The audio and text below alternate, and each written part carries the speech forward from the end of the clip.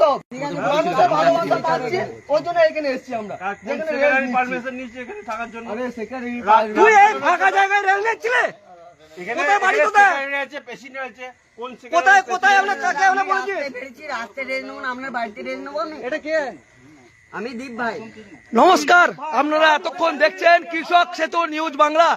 আর এই মুহূর্তে আমরা কৃষক সেতু নিউজ বাংলার পরিবার এই মুহূর্তে আছি সিহারা বাজার, এই যে নবনির্মিত যে সিহারা বাজার রামকৃষ্ণ সেবাশ্রম আশ্রম, সেখানে যেখানে মানুষের আবেগ নিয়ে দিনের পর দিন এই বর্ধমান আরামবাগ রোডে যেটা মানুষের আবেগ নিয়ে খেলা করা হচ্ছে, এই সেই দ্বীপ, যে দ্বীপ মানুষের আবেগ নিয়ে খেলছে, এমনই অভিযোগ উঠে আসছে বারবার।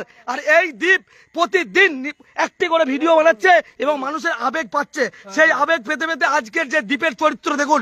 এই যে আজকে আশ্রম, এই আশ্রমের দীর্ঘদিন ধরে অভিযোগ ছিল এই এলাকাতে তারা আসছে এবং এখানে এসে গাঁজার সঙ্গে বিয়ার সেই খাচ্ছে।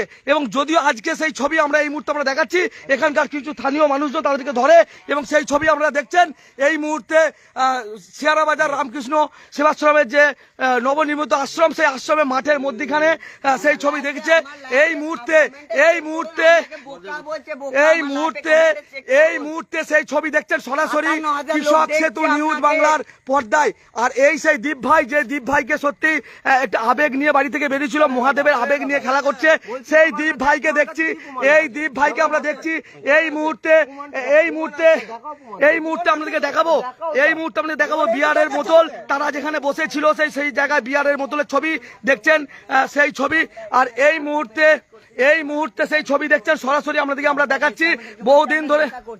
তা আমরা প্রমাণটা চাই যে কি নেশা করছি আর কি কারণে হঠাৎ এসে আমাদেরকে এরকম ভাবে ব্যবহার। ভাই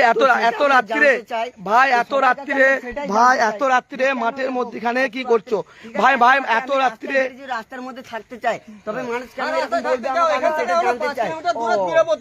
এখান থেকে 5 কিলোমিটার দূরে আমাদের কাছে যেটুকু খবর আছে, উচালন পেরিয়ে গেছে, উচালন পেরিয়ে যাওয়ার পরও এই দ্বীপ, সেই দ্বীপ এবং একের পর এক যেই তাকে বলতে গেছে, প্রতিবাদ করেছে, তাদের সঙ্গে একের পর এক ভাবে অশ্লীল ব্যবহার করা হয়েছে তার এবং তার কর্মীদের। এবং সে দাবি করেছিল একটি গাড়ির তার টোটো নাকি তুলে নেওয়া হয়েছে, কোনো সংস্থা তার টোটো তুলে নিয়েছে এবং সেই টোটো তুলে নেওয়ার পর সে দাবি করেছিল একটি গাড়ির এক ভাই এই গাড়িটি তাদেরকে নাকি দিয়েছে, সেটাও দাবি করা হচ্ছে।